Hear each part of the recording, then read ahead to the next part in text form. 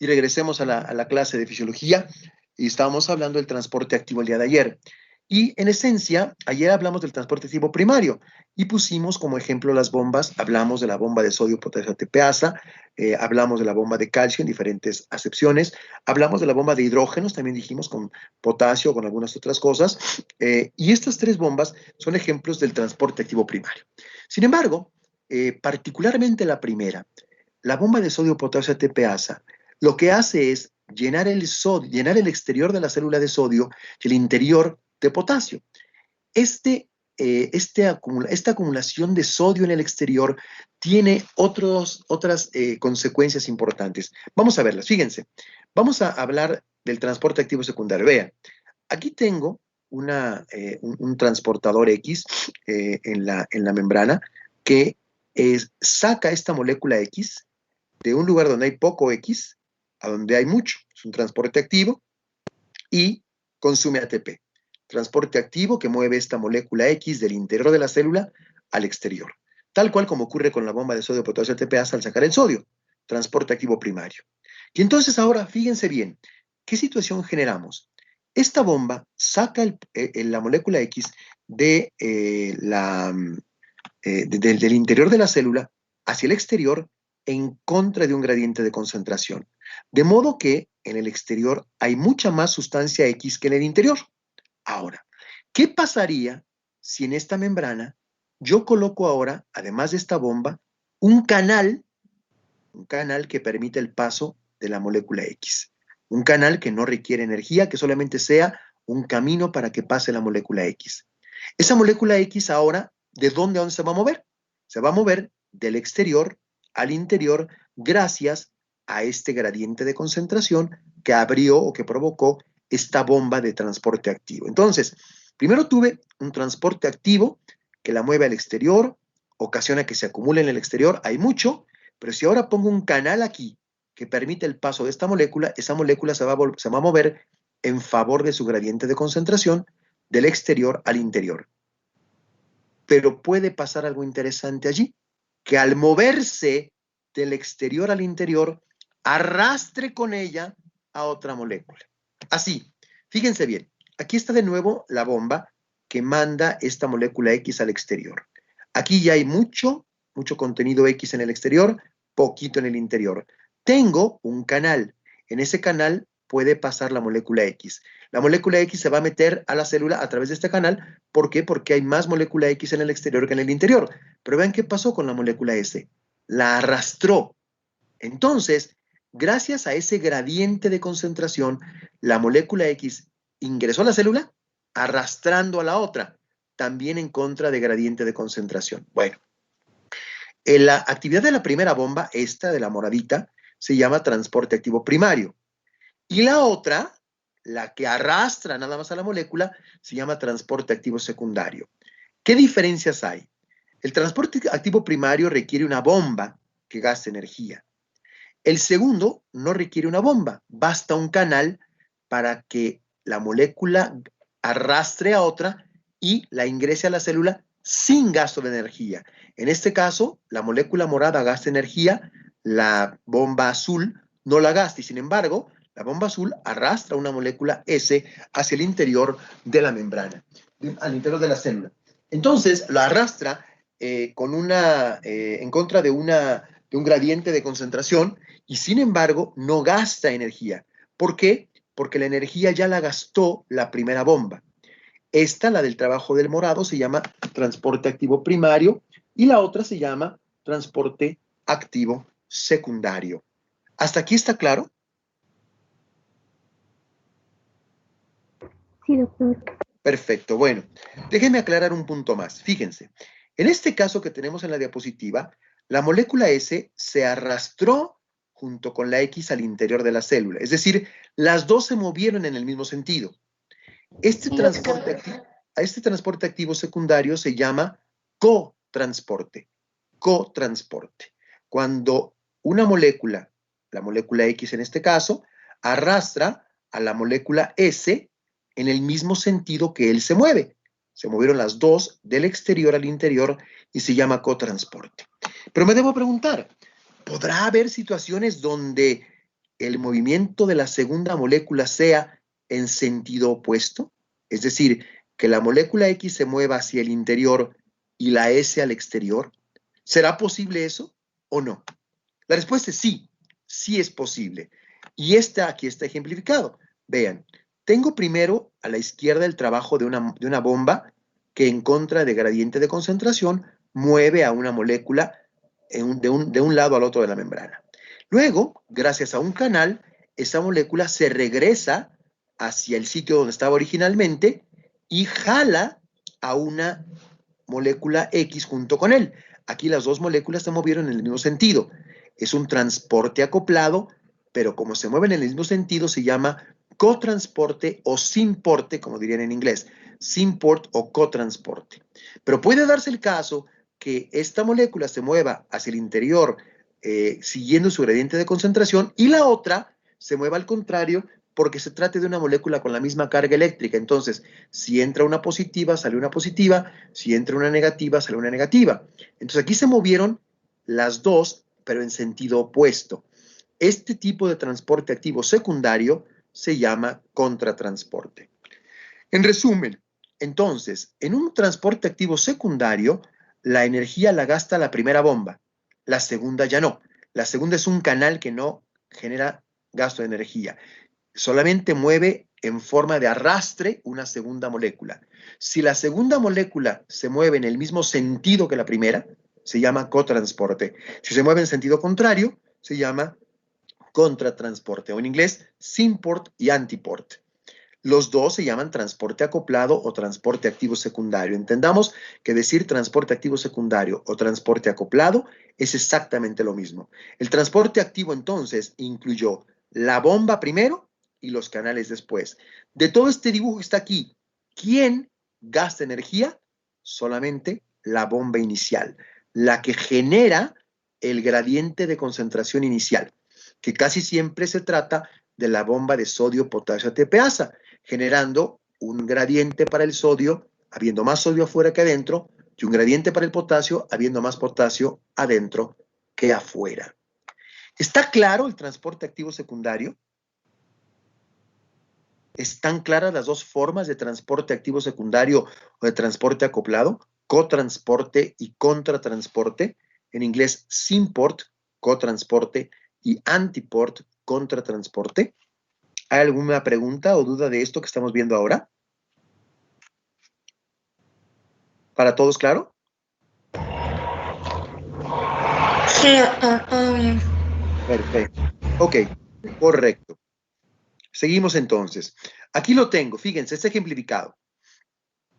Cuando una molécula pasa de un lado al otro desde un canal, nada más se llama transporte y punto.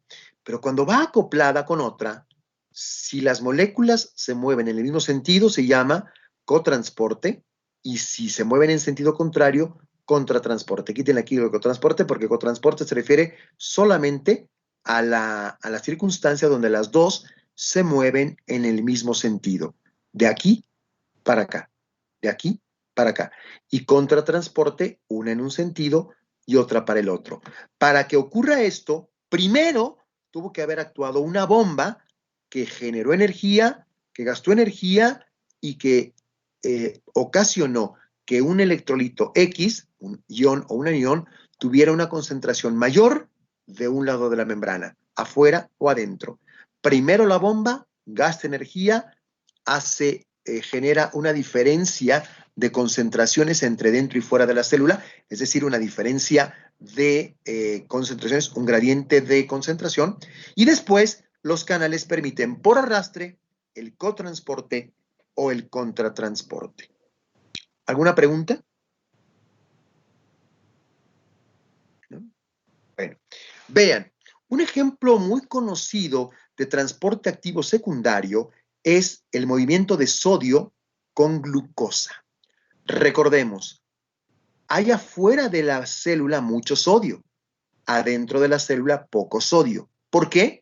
Porque la bomba de sodio-potasio ATPasa así lo provocó. Mucho sodio afuera, poco sodio adentro. Pero ahora, ¿qué pasa si en la membrana, además de la bomba, hay un canal para el sodio? ¿De dónde a dónde se va a mover el sodio? De donde hay mucho a donde hay poco, es decir, del exterior de la célula al interior de la célula, del líquido extracelular al líquido intracelular. Pero resulta que en ese movimiento del sodio a través de un canal arrastra glucosa con ello. Y entonces, ¿qué nombre le damos a este canal o a este fenómeno? Se llama transportador acoplado de sodio-glucosa. Transportador acoplado de sodio-glucosa. Es un cotransporte porque tanto el sodio como la glucosa se mueven en el mismo sentido. El sodio se mueve por su gradiente de concentración y la glucosa simplemente por arrastre. El ejemplo de sodio-glucosa transportados en forma simultánea ocurre en muchos lugares de la economía corporal. Voy a hablar de ellos ahora. Ocurre en muchos lugares de la economía corporal, pero entendamos que el transporte del sodio del exterior al interior de las células está acoplado al transporte de glucosa. Gracias. Permítame un segundo. Perdón, ya estoy aquí.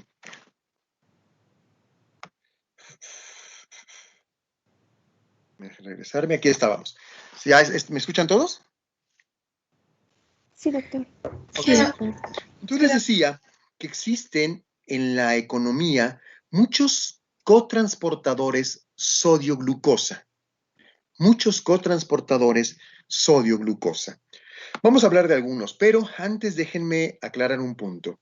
Aquí, en el transporte activo secundario, estoy diciendo que hay un movimiento simultáneo acoplado de sodio y glucosa. Pero no nada más la glucosa se puede mover por cotransporte activo de esta manera. Hay otros ejemplos como este. Los aminoácidos, el cloro y de hecho los carbohidratos también se mueven por cotransporte. El cotransporte entonces se aplica para este tipo de componentes. Glucosa y en general carbohidratos, aminoácidos y cloro. ¿Correcto? Vamos a ver, aquí está. ¿Qué ocurrió? Fíjense. La bomba de sodio-potasio ATPase en rojo, ¿qué hizo? Metió potasio, sacó sodio. Hay mucho sodio aquí. Y aquí tengo en naranja 3 canales de sodio.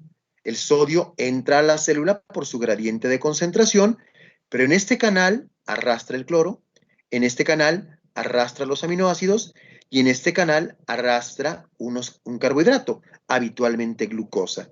Entonces, de esta manera, el transporte de sodio está acoplado al transporte de cloro, de aminoácidos y de glucosa para el interior de la célula. ¿Y de qué depende esto? Depende de que la célula, gracias a su bomba de sodio-potasio ATPasa, haya mandado el sodio al exterior y ocasionado un aumento en la concentración de sodio aquí afuera, poquito en el interior, gradiente, y que este sodio al entrar por otro canal arrastre cloro, aminoácidos o glucosa. Recalco, una cosa es la bomba de sodio en rojo y otra cosa los canales de sodio en naranja. La bomba de sodio-potasio ATPase aquí arriba de la que hemos hablado y los canales sodio, cloro, sodio, aminoácidos, sodio, glucosa. La bomba transporta sodio en contra de gradiente de concentración. Los canales permiten el paso de sodio en favor del gradiente de concentración. Por eso la bomba lo mueve de dentro a fuera y los canales de fuera adentro. ¿Fui claro en la explicación del cotransporte en estos casos? ¿Alguna duda del cotransporte que estamos abordando en este momento? No, doctor, todo bien. Perfecto. Ok, sale. Ahora, un ejemplo interesante de cotransporte ocurre, les decía, con glucosa y sodio. Primer punto importante. Este ejemplo es en el intestino. Aquí lo que tengo es una célula intestinal, un enterocito. Acá está la luz del intestino, aquí está la membrana en morado, acá está el líquido intracelular del enterocito y aquí está en azul el cotransportador sodio-glucosa. Bien, en inglés se abrevia así, SGLT, proteína SGLT, quiere decir sodium, la S, glucose, la G, la L, linked, L-I-N-K-E-D, unido, T, transporter. Entonces se llama proteína transportadora de sodio glucosa en conjunto. ¿Correcto? Así se llama. SGLT. Sodium Glucose Linked Transporter Protein. Bien, aquí en el enterocito existe una de estas proteínas, la SGLT. ¿Y qué es lo que va a hacer la SGLT? Lo que va a hacer es captar sodio de la luz intestinal y pasarlo al interior del enterocito arrastrando glucosa, es decir, una forma de cotransporte. Cuando yo como, lo que voy a encontrar más o menos es así, una concentración de sodio alta aquí, de glucosa probablemente baja, porque aunque comamos mucho azúcar, no crean que el azúcar alcanza concentraciones muy altas en la luz intestinal. Entonces, realmente la glucosa se arrastra con el sodio. El sodio, hay mucho afuera, poco adentro, va a entrar gracias a esta proteína transportadora que, insisto, no gasta energía, es una proteína transportadora de difusión facilitada. Entonces, el sodio pasa de aquí donde hay mucho a acá donde hay poco en esta proteína, pero en su paso arrastra a la glucosa. De modo que en el intestino el sodio se absorbe fácilmente junto con glucosa. Es muy importante entender esto, que en el intestino la absorción de glucosa va muy ligada a la absorción de sodio, muy ligada. Pregunta podría ser en este momento, ¿se puede absorber glucosa sin sodio? Y la respuesta es sí. También se puede absorber glucosa sin sodio, pero cuando la glucosa está en presencia de sodio en el intestino, su absorción es mucho más rápida. Se absorbe mucho más sencillo la glucosa junto con el sodio que la glucosa solita. ¿Por qué? Porque en el intestino existen estas proteínas que se llaman SGLT, que transportan conjuntamente sodio con glucosa desde la luz del intestino hacia el interior del enterocito. ¿Está claro hasta aquí?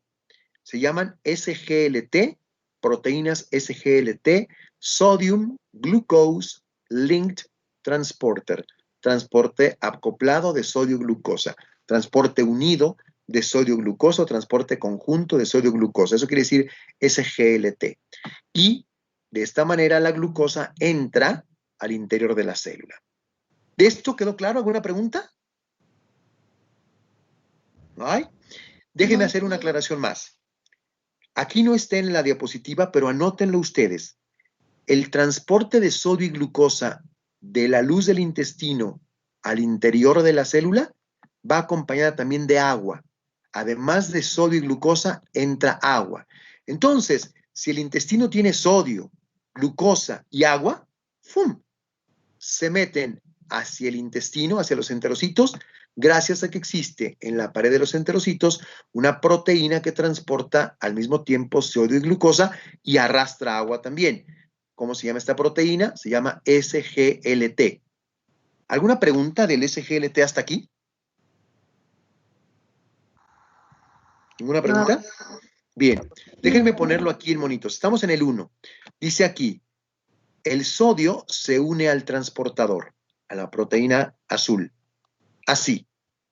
Y al unirse a la proteína, lo que hace es que la proteína le aparezca un sitio para la glucosa, que no tenía antes, véanlo. Aquí no estaba nada más marcadito en oscuro, pero no había tal sitio para la glucosa. Cuando el sodio se une a su sitio, entonces la glucosa ahora tiene dónde pegarse. ¿Qué le va a ocurrir a esa proteína? Vean cómo está. Cuando ya tiene sodio y glucosa, ahora invierte su forma. Estaba abierta hacia el exterior, ahora la proteína se abre hacia el interior. Aquí está el sodio, aquí está la glucosa. ¿Y qué va a ocurrir con este sodio y glucosa?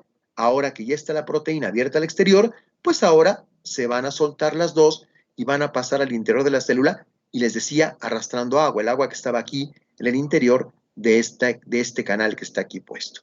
Y entonces se absorbieron conjuntamente sodio, glucosa y agua en el intestino. ¿Alguna pregunta de esto? ¿Alguien tiene alguna pregunta de esto? No, doctor. Correcto.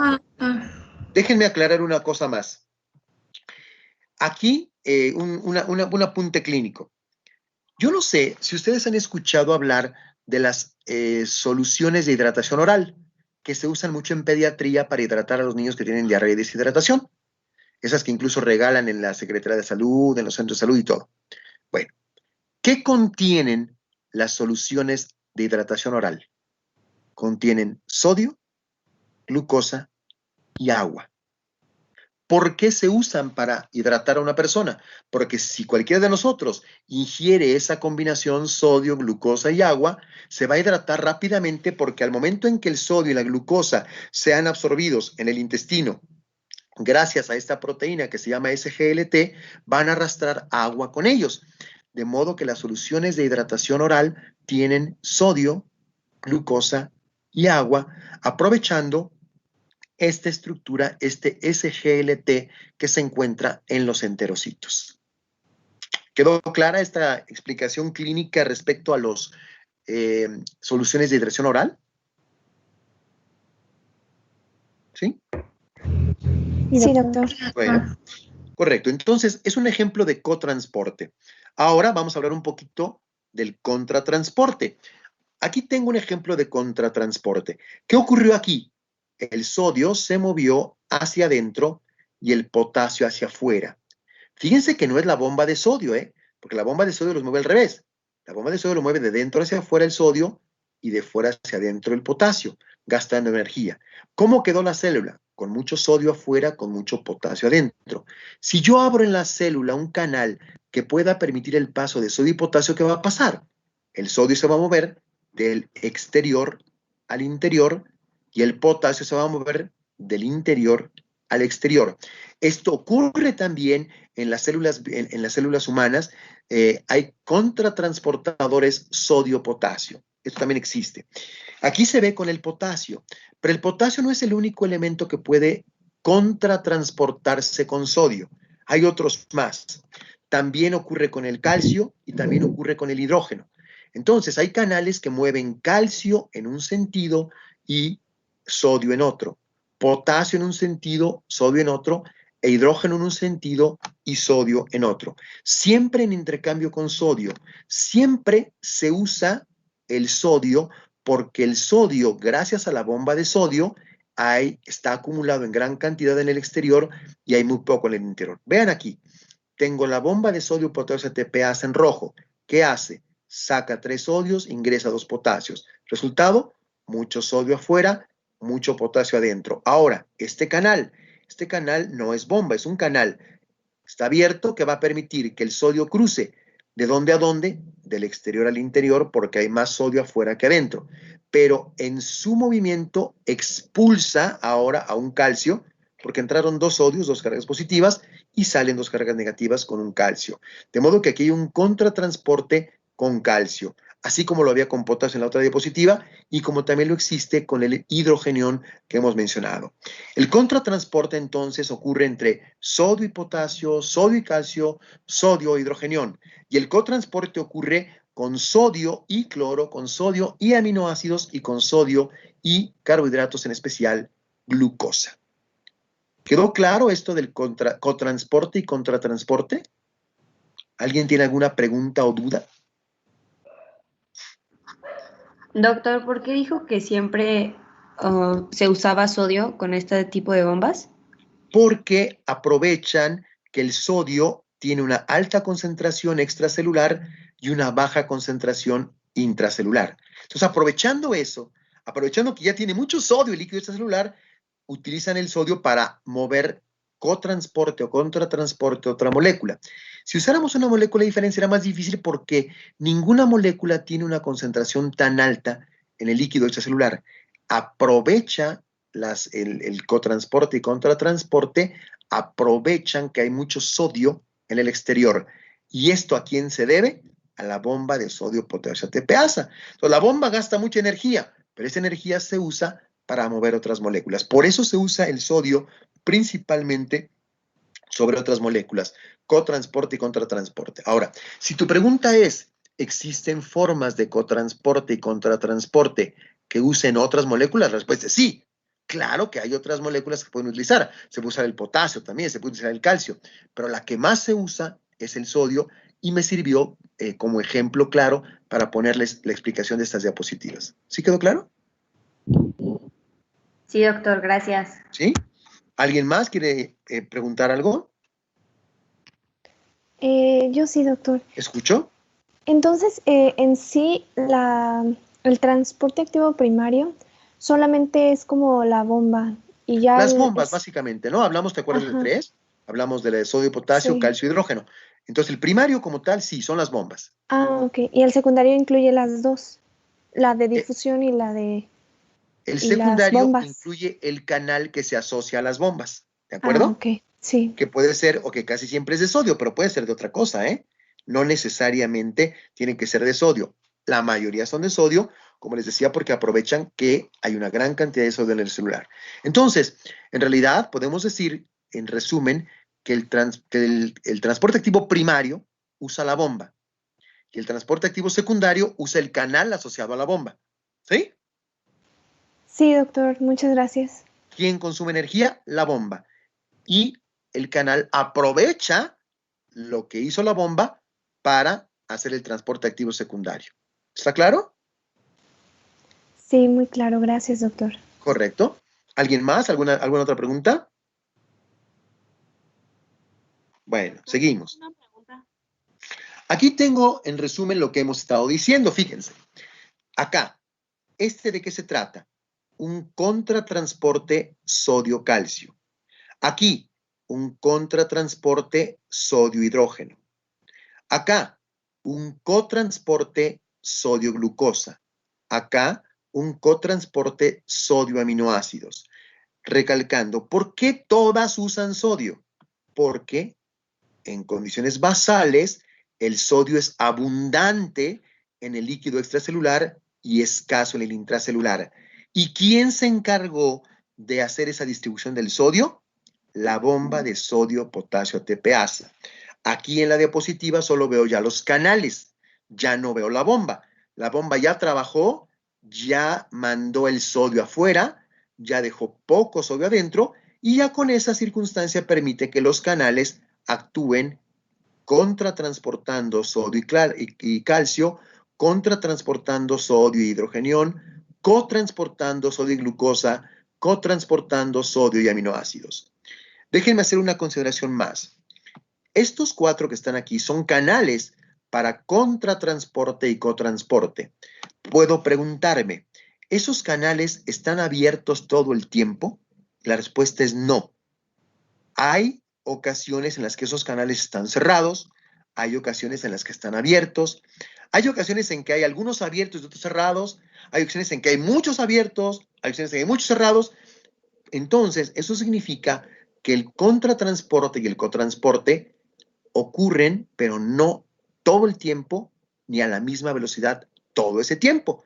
Habrá momentos en los que estos fenómenos de contratransporte o cotransporte se incrementen, habrá momentos en los que se bloqueen o habrá momentos en los que estén ahí en un grado, en un rango intermedio. Eso va a depender de otros factores, ya cada uno de ellos tendrá su propio factor, no me voy a meter en eso en este instante, cada uno de ellos tendrá su propio factor que lo bloquea, que lo incrementa o que lo mantiene en un rango estable. ¿Alguna pregunta hasta aquí?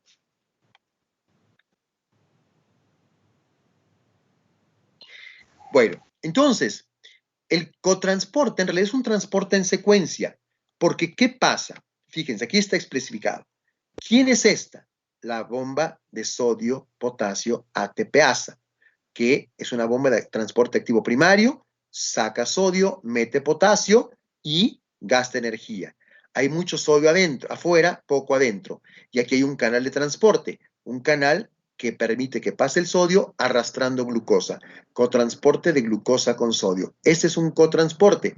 Y si somos estrictos, en realidad, la bomba de sodio también es un contratransporte, aunque esta gasta energía, mueve el potasio en un sentido y el sodio en otro.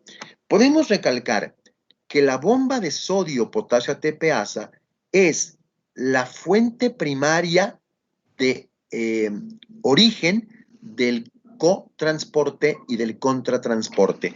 Para la mayor parte de las circunstancias donde hay cotransporte y contratransporte, usamos el sodio que está en el exterior gracias a la bomba de sodio-potasio ATPasa.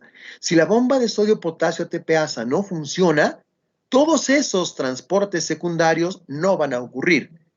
El motor primario de la mayoría de los cotransportes y contratransportes es la bomba de sodio-potasio ATPasa, y por eso la mayoría de los cotransportes y contratransportes usan sodio. Aunque, vuelvo a insistir, sí existen cotransportes y contratransportes que usan elementos diferentes. No es lo más común, pero sí hay casos específicos en el organismo donde hay cotransporte y contratransporte en el que no se usa sodio. Véanlo, aquí está otra vez. Tengo sodio hacia el exterior, potasio al interior. El sodio ahora penetra a la célula por su transportador arrastrando glucosa. ¿Cómo dijimos que se llamaba esta molécula? SGLT, Sodium Glucose Cotransporter Link Transporter, SGLT, se llama la molécula que transporta sodio y glucosa asociados en forma de cotransporte, utilizando el gradiente de sodio que fue ocasionado, generado por la bomba de sodio-potasio ATPasa. ¿Alguna pregunta hasta este momento?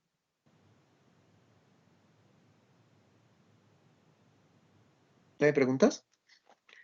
Recordemos que hablé de el cotransportador sodio-glucosa, o SGLT, así se llama, SGLT o cotransportador sodio-glucosa, en el enterocito. ¿Se acuerdan que pusimos el ejemplo de que transportaba sodio, glucosa y agua que se va para la hidratación, etcétera? Bueno, ese SGLT, ese cotransportador glucosa-sodio en el intestino, es solo uno de los muchos que hay en el organismo. Hay muchos, en nuestra economía corporal, hay muchos cotransportadores sodio-glucosa y se llama cada uno por un número, SGLT1, SGLT2 y así. Vamos a verlos. Fíjense bien. Aquí tengo los dos más importantes, el SGLT1 y el SGLT2. Este fue el que mencioné, el SGLT1, en nuestras diapositivas del intestino. El sitio es principalmente el intestino y hay un poquito en el riñón. El SGLT2, en cambio, es casi exclusivo del riñón. Explico. A ver, el SGLT1 transporta glucosa, bueno, sodio junto con glucosa, ¿de dónde a dónde? De la luz del intestino a la sangre. Y en el riñón, ¿de dónde a dónde? De la luz de los túbulos renales a la sangre. De modo que el SGLT1 devuelve el sodio y la glucosa hacia la sangre, en el intestino o en los riñones. El SGLT2 hace lo mismo, pero solo en el riñón. Devuelve el sodio con la glucosa desde la orina hacia la sangre, para que no perdamos glucosa por la orina. El SGLT1 puede transportar glucosa o galactosa, no nada más glucosa. En cambio, el SGLT2 transporta glucosa. ¿Cuál es la afinidad para la glucosa en ambos casos? El SGLT1 la tiene altísima. Y qué bueno, porque eso nos permite absorber una gran cantidad de glucosa. En cambio, el SGLT2 tiene una afinidad por glucosa baja. De modo que cuando hay mucha glucosa en la orina, se le va a escapar glucosa y va a aparecer en la orina. La capacidad para transportar glucosa, sin embargo, del SGLT1 es baja y del SGLT2 es alta. ¿Por qué? Porque hay muchos más SGLT2 que SGLT1. O sea, aunque los SGLT1 tienen mucha afinidad, la verdad es que transportan poca glucosa a nivel renal sobre todo. En cambio, el SGLT2 transporta muchísima glucosa. La función entonces, el SGLT1, absorción de la glucosa en la dieta y reabsorción de glucosa a nivel renal para que no se pierda la glucosa por la orina. El SGLT2, su función es básicamente reabsorción de glucosa a nivel renal para que no se pierda por la orina. En ese sentido, recalquemos lo siguiente. En condiciones normales, no hay glucosa en la orina. En condiciones normales no hay glucosa en la orina porque toda la glucosa que llegue a la orina la van a reabsorber tanto los SGLT1 como los SGLT2 junto con sodio y agua y van a regresar sodio, glucosa y agua hacia la sangre. De modo que en condiciones normales no hay glucosa en la orina. Para que aparezca glucosa en la orina, tendría que haber muchísima glucosa en la orina que no pueda ser reabsorbida por los SGLT1 y SGLT2. Esto sí pasa en un diabético, por ejemplo. En un diabético sí hay mucha glucosa en la orina y entonces estos cotransportadores no alcanzan a reabsorber la glucosa completa, se les escapa algo de glucosa y esa glucosa aparece en la orina final, en la vejiga, y si nos hacen un examen de orina, en el examen general de orina. ¿Está claro esto de los SGLT1 y SGLT2? Los Sodium Glucose Cotransporters, dijimos que era Sodium Glucose Link Transporter, es lo mismo. Cotransportadores sodio-glucosa o SGLT es lo mismo. Dos grupos, 1 y 2. ¿Alguna pregunta de estos cotransportadores sodio-glucosa? ¿Lo que hacen en el intestino y en el riñón? Yo tengo una pregunta, doctor. ¿Escucho? Bueno, no está tan dirigido a estas, ¿No pero por importa? ejemplo, ¿hay alguien que se puede enfermar o se le puedan dañar las bombas sodio-potasio? O por ejemplo, cuando hay de que ya glucosa o no sé, otra sustancia, en la orina nada más depende de la cantidad, o sea que hay más cantidad de estos elementos y no de los canales. Mira, en la primera pregunta, si se puede dañar la bomba de sodio, claro. Acuérdate que depende de energía. Para que funcione depende de energía. Si en alguna circunstancia la persona está deprivada, está, digamos, escasa de energía, la bomba de sodio potasio ATPasa no va a funcionar eficientemente. Pero esto va a ocurrir en todo el organismo, ¿eh? No va a ser una enfermedad de un solo órgano. Es muy grave entonces que una persona cualquiera esté deprivada de energía, deprivada de ATP, porque eso va a hacer que la bomba no funcione. Y no va a funcionar en muchísimos lugares, por no decir en todo el organismo. De los SGLT, en realidad son canales pasivos, de modo que no requieren energía. No hay muchas enfermedades que los afecten. En realidad, lo único que podría pasar es que hubiera pocos o hubiera muchos transportadores SGLT. Sí puede pasar, sí puede ocurrir que haya pocos transportadores SGLT o muchos transportadores SGLT en algún tejido. Pensemos que en el intestino o en el riñón o en algún otro órgano. Pero son patologías sistémicas, no son enfermedades específicas de los SGLT1 o SGLT2, o al menos no se han descrito como tales hasta la fecha, como enfermedades específicas de los SGLT1 o SGLT2. Quizás sea ese un punto importante de estudio, buscar que haya enfermedades cuya principal alteración fisiopatológica sea que los SGLT1 o los SGLT2 no funcionan o funcionan defectuosamente. Pero por el momento no hay una enfermedad específica de los transportadores SGLT1 o SGLT2. Son solamente disfunciones asociadas a una enfermedad sistémica en la que no haya suficiente generación de energía. ¿Está claro? Sí, doctor, muchas gracias. ¿Alguien más quiere preguntar algo? Yo tengo una pregunta, doctor. ¿Escucho? ¿Hacia dónde dijo que transportaban la glucosa el SGLT1 y el SGLT2? El SGLT1, de la luz del intestino a la sangre, y en el riñón, de la orina, de la luz urinaria a la sangre, el SGLT1. Y el SGLT2 hace eso, pero solo en el riñón, de la luz de los túbulos renales a la sangre. Regresa glucosa, sodio y agua de la luz de la orina a la sangre, o la pasa de la luz del intestino a la sangre. En los dos casos lo mueven hacia la sangre, ¿correcto? Hacia la sangre. Ok, perfecto. Gracias, doctor. De nada. ¿Alguien más? ¿Alguna otra pregunta? Bueno, apréndanse bien la existencia de estos transportadores SGLT1 porque hay medicamentos para el tratamiento de la diabetes que actúan sobre los SGLT2. Entonces, hay que aprenderse qué son los SGLT2 para que cuando en farmacología les expliquen estos medicamentos que bloquean estos receptores, estos SGLT2, estos transportadores, ustedes sepan de qué se trata. ¿Ok? Ahora, podemos preguntarnos, aquí en la diapositiva estoy hablando de SGLT1 y 2 en intestino y en riñón, pero decíamos que hay en otros lugares. Claro que hay en otros lugares. Vean aquí, hay hasta SGLT6, el SGL3 también en el intestino delgado, en el útero, pulmón, tiroides, testículos, y así en cada uno, vean, hay SGL3, 4, 5 y 6.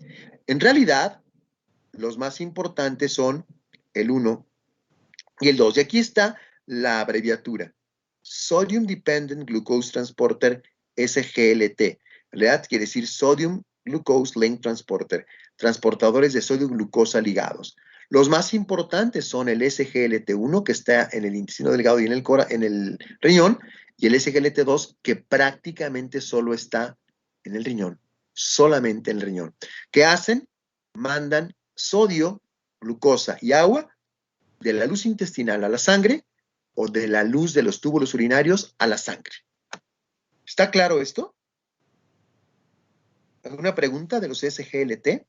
La familia de los SGLT son cotransportadores sodio-glucosa. ¿Alguna pregunta? ¿No hay preguntas? No, doctor. Seguimos entonces. Ok.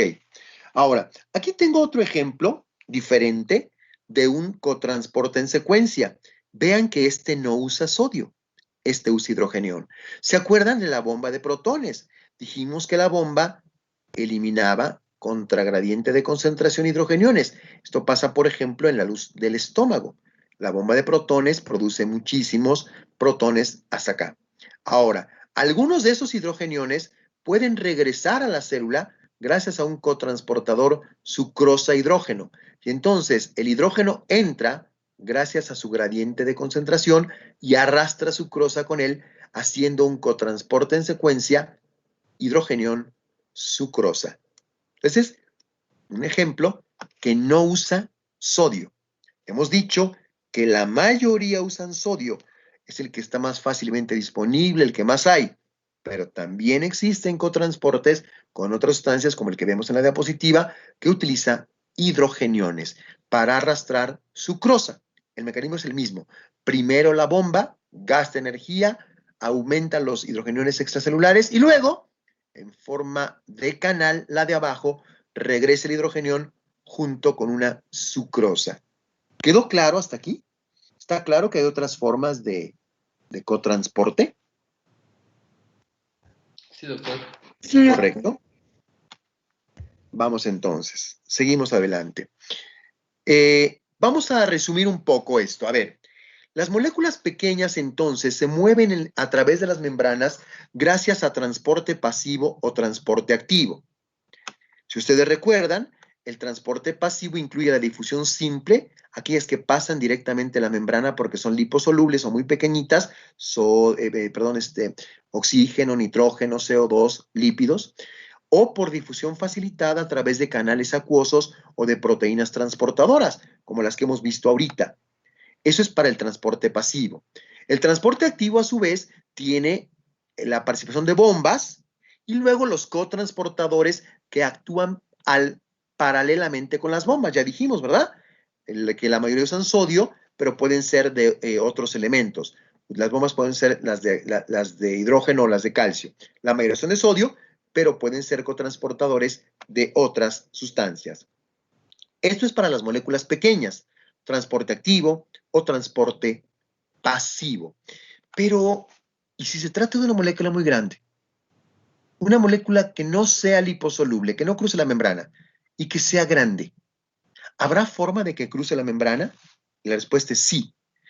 Las moléculas grandes, los virus, los fragmentos celulares o bacterianos, ¿pueden cruzar la membrana?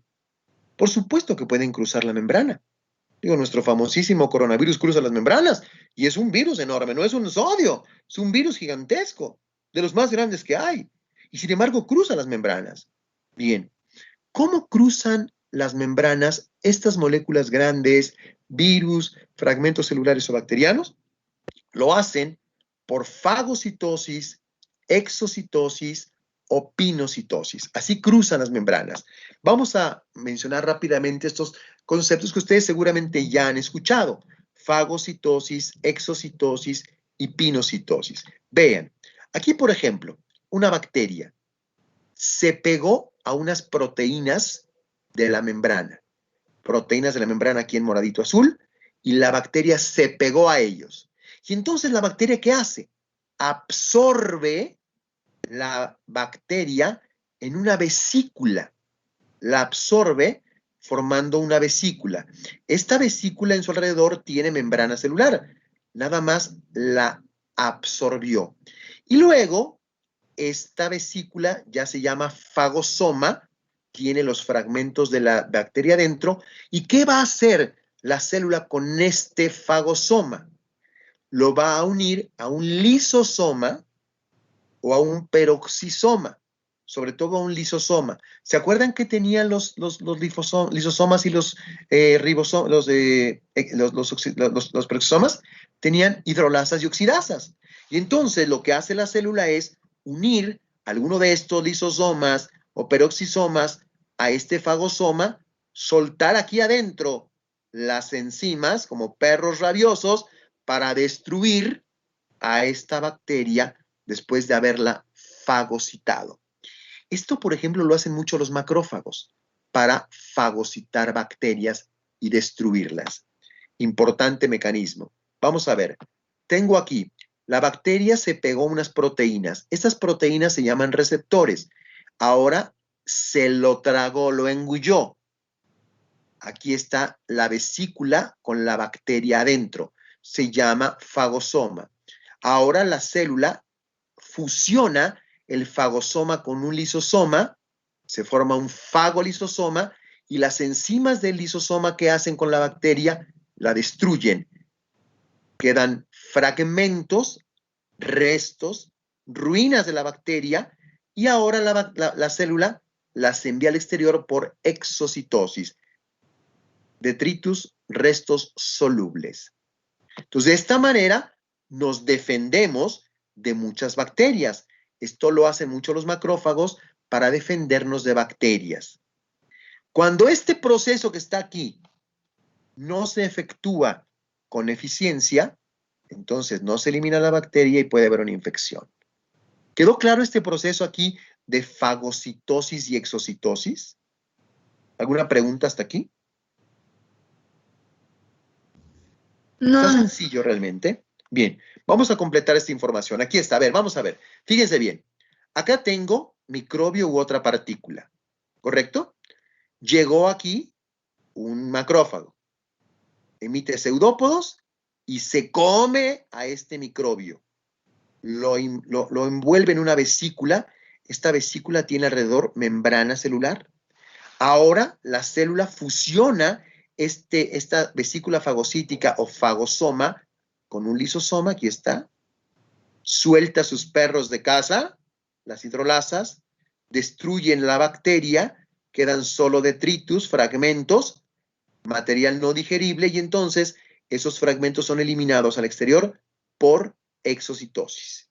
Aquí están todos los pasos de este proceso de fagocitosis, que es todo esto, que termina en la exocitosis de los fragmentos finales de ese microbio o partícula que engulló al principio. ¿Preguntas de esto? ¿Está claro este ejemplo de fagocitosis con la expulsión final, exocitosis? ¿O alguna pregunta? Bueno, vamos a ahondar un poco más en esto. Fíjense bien. Aquí tengo la comparación entre fagocitosis y pinocitosis. Los procesos son iguales, igualitos. La diferencia es que la fagocitosis atrapa sustancias grandes y la pinocitosis líquidos y solutos pequeños. Entonces, los solutos pequeños también pueden cruzar la membrana por pinocitosis, no nada más por transporte activo, transporte pasivo que ya hemos mencionado, sino también por pinocitosis. La diferencia entre pinocitosis y fagocitosis es el tamaño de las moléculas. En la pinocitosis se captan, se engullen líquidos y solutos pequeños, y en la fagocitosis, proteínas, bacterias, virus, hongos, sustancias grandes.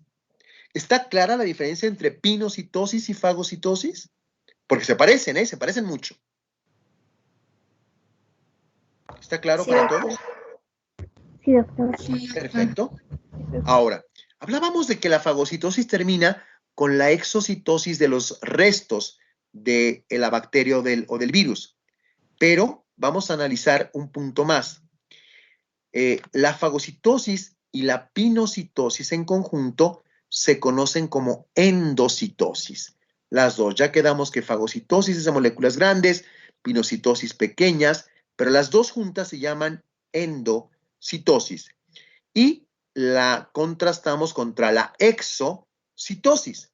La exocitosis es lo opuesto de la endocitosis. Dice aquí, es la liberación de sustancias hacia afuera de la célula por la fusión de una vesícula con la membrana. ¿Correcto? Véanlo acá. Tengo aquí el retículo endoplásmico, el aparato de Golgi, y quedamos que el aparato de Golgi daba origen a vesículas de proteínas, de lípidos, de hormonas. Esas vesículas tienen membrana celular y en su interior productos, insisto, proteínas, hormonas, lípidos. Estas vesículas se mueven hacia la membrana, se fusionan con la membrana y sale la proteína, la hormona, el lípido hacia el exterior y de ahí a la sangre. Entonces, la exocitosis, además de ser la parte final de la fagocitosis, ¿se acuerdan que dijimos? En la fagocitosis al final hay exocitosis. La exocitosis también es parte del proceso fisiológico de liberación de proteínas, de hormonas, de lípidos, de las células que las producen hacia el líquido extracelular y hacia la sangre. Por eso dice aquí, note cómo las vesículas salen del aparato de Golgi y se desprenden. Recuerden que el aparato de Golgi es el centro de almacenamiento, empaquetamiento y envío de la célula. El centro de almacenamiento, empaquetamiento y envío. Entonces, empezó la síntesis acá, en el retículo endoplásmico. Si es retículo endoplásmico rugoso, proteínas. Si es retículo endoplásmico liso, lípidos. Pasan al aparato de Golgi. Aquí se almacenan, empaquetan y se termina su síntesis. Se envían en una vesícula, la vesícula se une a la membrana y sale en un proceso de exocitosis. ¿Quedó claro la diferencia entre fagocitosis, pinocitosis y exocitosis? ¿Y cómo funcionan? ¿Alguna pregunta de estos tres conceptos? No, doctor. No, doctor. Perfecto. Sale. Seguimos. Véanlo aquí.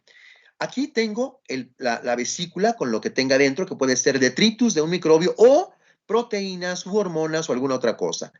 Se acerca a la membrana, se fusiona con ella y se abre al exterior. Y de esta manera, lo que estaba en el interior de la vesícula sale de la célula hacia el intersticio y a lo mejor hasta la sangre.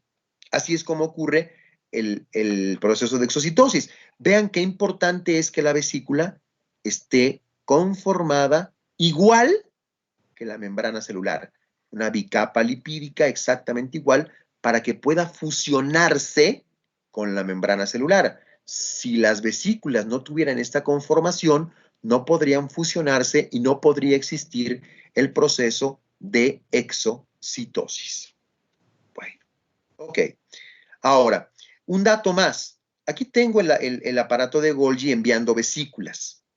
Hay dos, digamos, formas de exocitosis. Una en la que la célula produce lo que ustedes me digan, detritus o proteínas, y las envía al exterior por ella solita. Esto es un proceso no regulado. La célula lo hace solita, sin necesidad de que nadie le diga nada.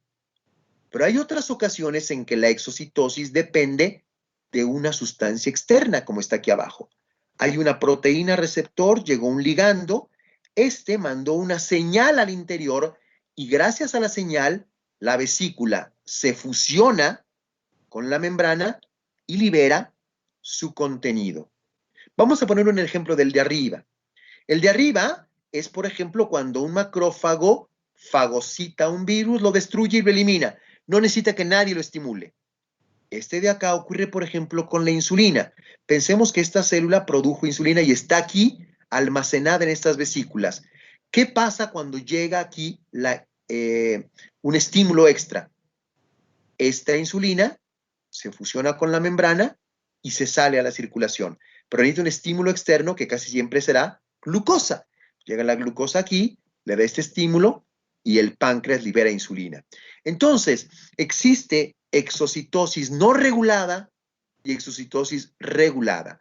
La no regulada depende tan solo de la función de la célula por sí misma y la regulada depende del estímulo externo de una sustancia o de otra enzima o de otra proteína o de otra hormona.